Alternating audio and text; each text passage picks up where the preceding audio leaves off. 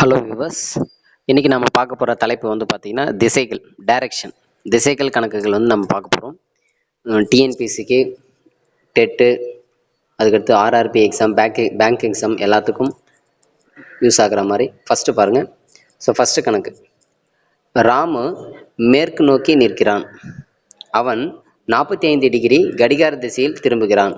அதே திசையில் மீண்டும் 180 டிகிரி திரும்புகிறான் மற்றும் அவன் மீண்டும் 135 டிகிரி கடிகார திசையில் திரும்பினான். அவன் எந்த திசையை நோக்கி நிற்பான்? இதான் அவங்க கேட்குற கேள்வி. சரிங்களா?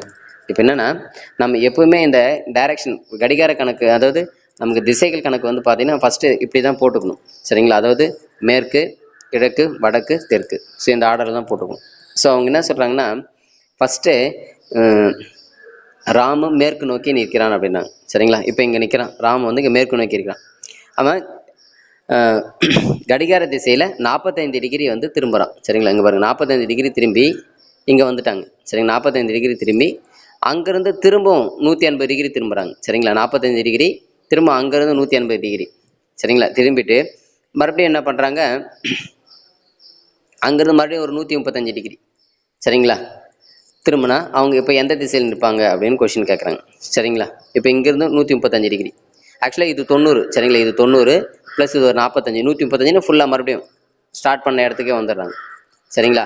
இப்போ அவங்க எந்த திசையில் நிற்பாங்க அப்படின்னு கேட்குறாங்க. சரிங்களா? இப்போ எந்த திசையில் நிற்பாங்க, மறுபடியும் ஆரம்பித்த இடத்துல வந்துட்டாங்களே, ஏற்கனவே மேற்கு நோக்கி தானே இருந்தாங்க இல்லைங்களா? மேற்கு நோக்கி நிற்கிறான். இப்போ மறுபடியும் திரும்பவும் மேற்கு நோக்கி தான் நிற்பாங்க. ஸோ ஆப்ஷன் வந்து சி ஆப்ஷன்.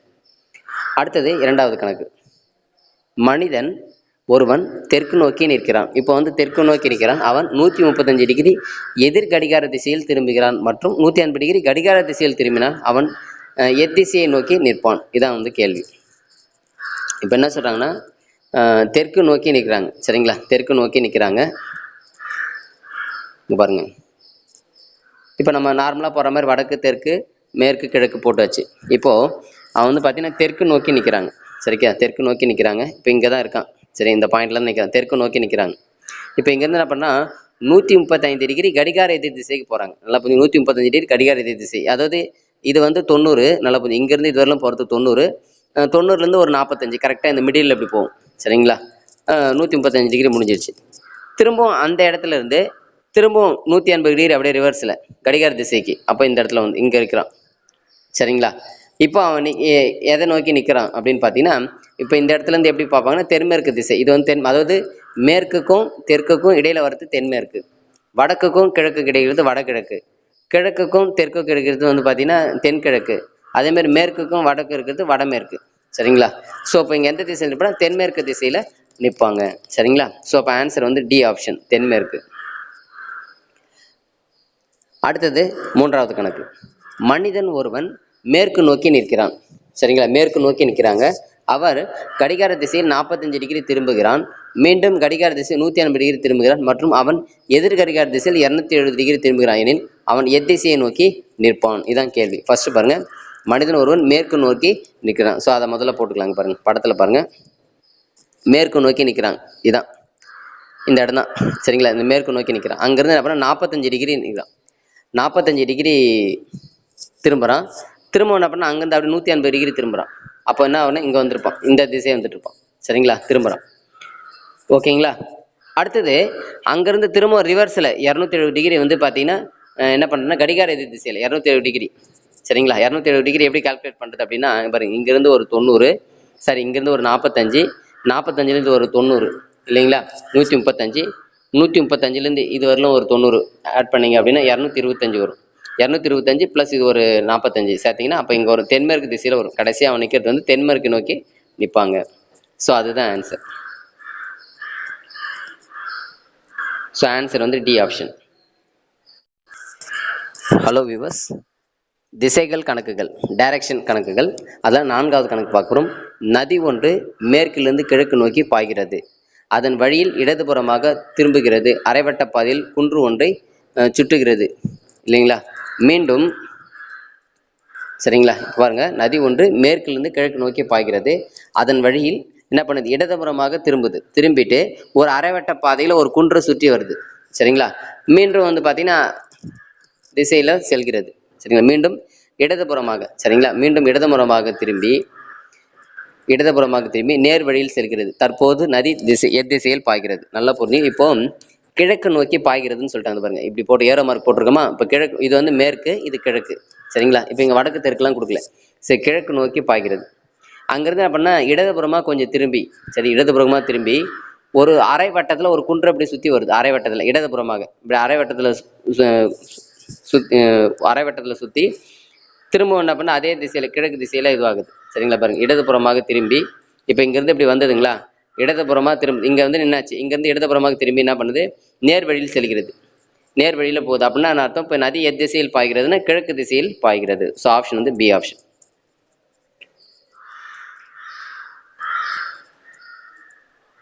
அடுத்த கணக்கு, 5வது கணக்கு. ராமன் வடக்கு நோக்கி செல்கிறான். வலதுபுறமாக திரும்புகிறான். மீண்டும் வலதுபுறமாக திரும்பி நடக்கிறான். மறுபடியும் இடதுபுறமாக திரும்பி நடக்கிறான். அவன் தற்போது எத்திசையில் செல்கிறான். சரிங்களா? இப்போ ராமன் வந்து வடக்கு நோக்கி செல்கிறான். ஃபர்ஸ்ட் பாருங்க.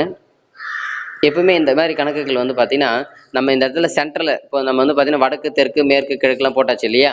எல்லாம் போட்டாச்சு. இப்போ நம்ம என்ன பண்ணுறோம்? இங்கே சென்டரில் இருக்க மாதிரி நினச்சிக்கணும். சென்டரில் இப்போ என்ன பண்ணுறான்? வடக்கு நோக்கி நகர்றான். சரிங்களா? வடக்கு நோக்கி போகிறான். அதான கொடுத்துருக்காங்க பாருங்க. ராமன் வடக்கு நோக்கி செல்கிறான். அதுக்கு அடுத்தது என்ன பண்ணுறாங்க? வடக்கு நோக்கி போயிட்டாச்சு. இதான் பின்னு வச்சுக்கோங்க. அங்கேருந்து என்ன பண்ணால் வலது பக்கமாக திரும்புகிறான். திரும்பவும் வலதுபுறமாக திரும்புகிறான். சரி, திரும்பிட்டு வலதுபுறமாக திரும்பியாச்சு. அடுத்தது திரும்ப இடதுபுறமாக நோக்கி செல்கிறான். அவ்வளோதான். இப்போ இது எந்த திசையில் போவோம் அப்படின்னு பார்த்தீங்கன்னா கிழக்கு திசையில், கிழக்கு நோக்கி போகிறான். சரிங்களா? ஸோ ஆப்ஷன் வந்து சி ஆப்ஷன், கிழக்கு நோக்கி. சரிங்களா? இப்போ நம்ம என்ன பண்ணணும்? இந்த மாதிரி கணக்குகள் என்ன பண்ணோம்? நம்ம எப்படி நடந்து போகிறோமோ அந்த மாதிரி நடந்து போகணும். ஸோ வலது பக்கம் இடது பக்கம். இப்போ இங்கேருந்து சியிலேருந்து இப்படி வருவான் இல்லையா? வரும்போது இடது பக்கம் இந்த பக்கம் தான் வரும் இல்லைங்களா? வலது பக்கம் இந்த. சரிங்களா? நம்ம எப்படி அந்த லைன் நம்ம ஏரோ மார்க் போடுறோமோ அந்த திசையில் நடந்து வர மாதிரி நம்ம நினச்சிக்கணும். சரிங்களா? அடுத்த கணக்கு, 6வது கணக்கு. தீபக் கிழக்கு திசை நோக்கி நேர்பாதையில் நடக்கிறான். கிழக்கு திசையை நோக்கி நேர்பாதையில் நடக்கிறான். 75 மீட்டர் சென்ற பின் இடதுபுறம் திரும்புகிறான். இடதுபுறம் திரும்புகிறான். 25 மீட்டர் நேர் திசையில் நடக்கிறான். மறுபடியும் 75 மீட்டர் நடக்கிறான். மீண்டும் இடதுபுறம் திரும்பி 40 மீட்டர் நேர் வழியில் நடக்கிறான். மீண்டும் இடதுபுறம் திரும்பி 25 மீட்டர் நேர் திசையில் நடக்கிறான். அவன் தற்போது புறப்பட்ட இடத்திலிருந்து எவ்வளவு தூரத்தில் நிற்கிறான் அப்படின்னு சொல்லிட்டு கேட்குறாங்க. சரிங்களா? இப்போ தீபக் வந்து கிழக்கு திசை நோக்கி நேர்பாதையில் நடக்கிறான். சரியா?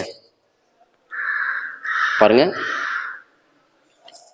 இப்போ எப்பவுமே பாருங்க, இந்த கணக்கு பாருங்க. வடக்கு தெற்கு மேற்கு கிழக்கு எடுத்தாச்சு. இப்போ நம்ம எப்பவுமே இந்த இந்த 0,0ன்னு சொல்லி இந்த சென்டர் பாயிண்ட்ல இருந்தால் கணக்கு. இப்போ இங்கிருந்து என்ன பண்ணான்னா கிழக்கு நோக்கி 75 மீட்டர் நடக்கிறான். சரிங்களா? கிழக்கு நோக்கி இது பாரு 75 மீட்டர் வந்தாச்சு. இப்போ இதுல இருந்து இது வரல 75. அதுக்கு அடுத்தது என்ன பண்றாங்கன்னா இடதுபுறம் திரும்பி ஒரு 25 மீட்டர் நடக்கிறான். திரும்பவும் இடதுபுறம் திரும்பி 40 மீட்டர் நடக்கிறான். திரும்பவும் வந்து பார்த்தீங்கன்னா வலது பக்கம் திரும்பி 25 மீட்டர் நடக்கிறான். சரிங்களா? இப்போ இங்கே வந்துட்டான். இப்போ அவன் ஆரம்பிச்ச இடத்துக்கும் அவனுக்கும் உள்ள தூரம் எவ்வளோ அப்படின்னு பார்த்தீங்கன்னா இது மொத்த தூரம் 75. சரிங்களா? ஃபர்ஸ்ட் இது ஃபுல் தூரம் 75. அதில் இங்கே அவங்க வந்து 25 மீட்டர் நடந்து இடதுபுறம் திரும்பினான் இல்லையா? 40 மீட்டரு. அப்போ இதில் 40 கழிச்சுன்னு இந்த 75லேருந்து 40 கழிச்சுட்டா மீதி இருக்கிறது இந்த இடம் வந்து 35. ஏன்னா இங்கே இது வர 40, இதுலேருந்து 40 வரல தான் வந்திருக்கான். ஓகேங்களா? அப்போ 35. சரிங்களா? இப்போ அவன் ஆரம்பித்த இடத்துக்கும் இப்போ இருக்கிற இடத்துக்கும் உள்ள தூரம் வந்து பார்த்தீங்கன்னா 35 மீட்டர். A option. திசைகள் கணக்குகள், டைரக்ஷன் சம்ஸ். 7வது கணக்கு. மாணிக் வடக்கு நோக்கி 40 மீட்டர் நடக்கிறான். இடதுபுறம் திரும்பி 20 மீட்டர் நடக்கிறான். மீண்டும் இடதுபுறம் திரும்பி 40 மீட்டர் நடக்கிறான். அவன் ஆரம்பித்த இடத்தில் இருந்து எத்திசையில் எவ்வளவு தொலைவில் நிற்கிறான்? இதான் கேள்வி. சரிங்களா? மாணிக் அப்படின்றது வடக்கு நோக்கி 40 மீட்டர் நடக்கிறான். சரிங்களா? அதுக்கடுத்து இடதுபுறம் திரும்பி 20 மீட்டர், மீண்டும் இடதுபுறம் திரும்பி 40 மீட்டர். சரிங்களா? பாருங்க. எப்பவுமே அந்த புறப்பட்ட இடம் வந்து சென்டரை எடுத்துக்கணும். பாருங்க, வடக்கு தெற்கு மேற்கு கிழக்கு எடுத்தாச்சு. இப்போ என்ன பண்ணுறாங்கன்னா ஆரம்பிச்ச சென்டர் பாயிண்ட் இப்போ என்ன பண்ணா 40 கிலோமீட்டர் வடக்கு நோக்கி நகர்றாங்க. சரிங்களா? நடக்கிறான். அங்கேருந்து இடதுபுறம் 20 மீட்டர் நடக்கிறான். சரிங்களா? திரும்பவும் இடதுபுறம் 40 மீட்டர் நடக்கிறான். இப்போ இந்த பொசிஷனில் இருக்கான். ஸோ மாணிக் வந்து புறப்பட்ட இது சேர்ந்த இடது. இப்போ ரெண்டுத்துக்கு இடைப்பட்ட தொலைவு எவ்வளோ அப்படின்னு பார்த்தீங்கன்னா 20 மீட்டர். சரிங்களா? ஸோ ஆப்ஷன் வந்து சி ஆப்ஷன் வந்து 20 மீட்டர். எப்படி 20 மீட்டர் சொல்கிறேன்? ஏன்னா இங்கே 20 மீட்டர் இல்லையா? அதே 20 மீட்டர் தான் எதுவும் வரும். கரெக்டுங்களா? So 20 metre.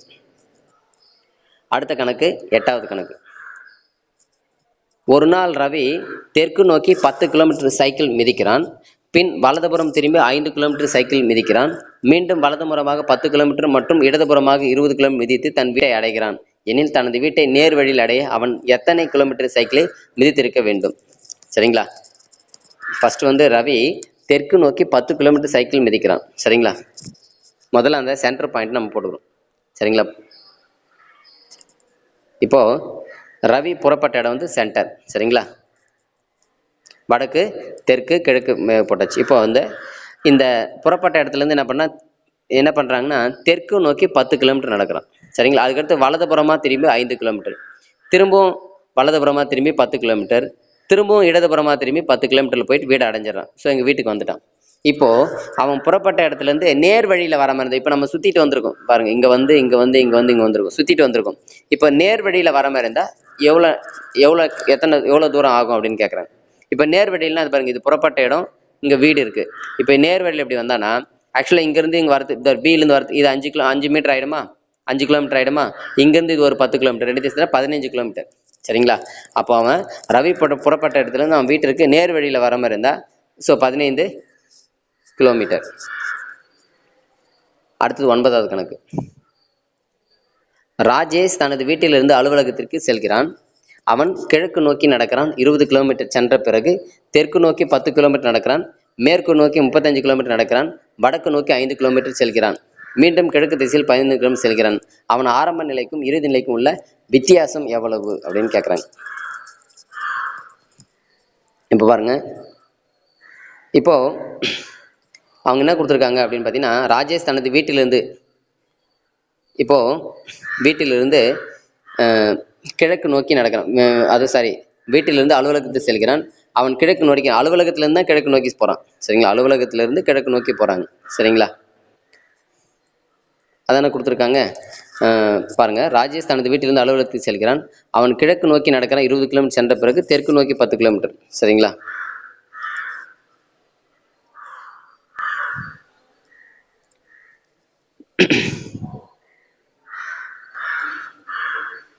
இப்போ இங்க வந்து வீடு இருக்கு. சரிங்களா? வீடு இருக்கு.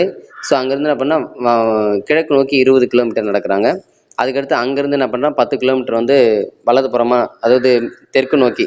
சரிங்களா? அதான் என்ன கொடுத்துருக்காங்க, தெற்கு நோக்கி 10 கிலோமீட்டர், கிழக்கு நோக்கி 20 கிலோமீட்டர் சென்றதுக்கு அப்புறம் 10 கிலோமீட்டர் வந்து தெற்கு நோக்கி நடக்கிறான். அப்புறம் மேற்கு நோக்கி 35 கிலோமீட்டர். பாருங்க, 20 கிலோமீட்டர் கிழக்கு நோக்கி, அப்புறம் அங்கிருந்து 10 கிலோமீட்டர் வந்து தெற்கு நோக்கி, தெற்குல இருந்து மேற்கு நோக்கி 35 கிலோமீட்டர், அங்கிருந்து 5 கிலோமீட்டர் வந்து வடக்கு நோக்கி. சரிங்களா? பண்ணிட்டு அங்கிருந்து வலதுபுறமா என்ன பண்ணியிருக்காங்க, கிழக்கு திசையில 15 கிலோமீட்டர் செல்கிறான். சரிங்களா? இங்கிருந்து அப்படின்னா கிழக்கு திசையில ஒரு 15 கிலோமீட்டர் போயிட்டான். இப்போ அவன் இருக்கிற இடத்துக்கும் வீட்டுக்கும் உள்ள வித்தியாசம் எவ்வளோ அப்படின்னு பார்த்தீங்கன்னா 5 கிலோமீட்டர். வித்தியாசம் எவ்வளோ? 5 கிலோமீட்டர்.